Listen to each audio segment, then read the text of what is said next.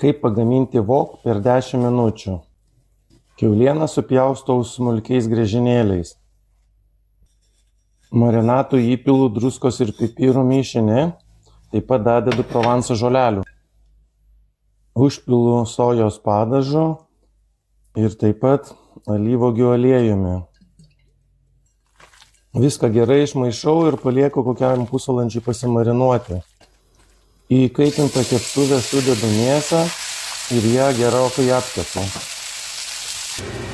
Kaip mėsa iškepė, išimu ją iš keptuvės ir jos taukuose, kyšiuose apkepu svogūnus su česnaku. Kai svogūnas šiek tiek suminkštėjo, dadedu morkas pjaustytas kubeliais. Dadedu raudonųjų paprikų pjaustytų riekutėmis ir įdedu konservuotų kukurūzų ir žirnelių mišinuką.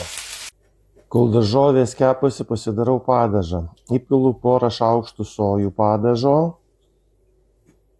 įpilu porą šaukštų austrių padažo,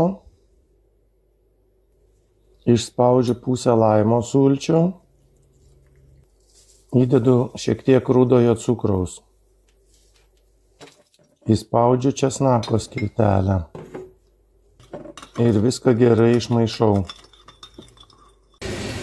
Į iškepusias daržoves įdedu mėsą prieš tai iškepintą, įdedu prieš tai išvirtus pasiruošęs turėjau ramen makaronus, išverdu visą pakelį. Išpilu paruoštą padažą,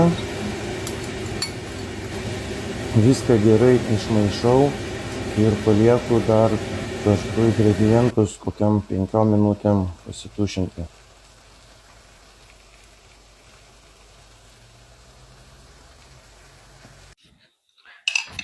Paragausim, kas čia gavosi. Atrodo tai labai skaniai.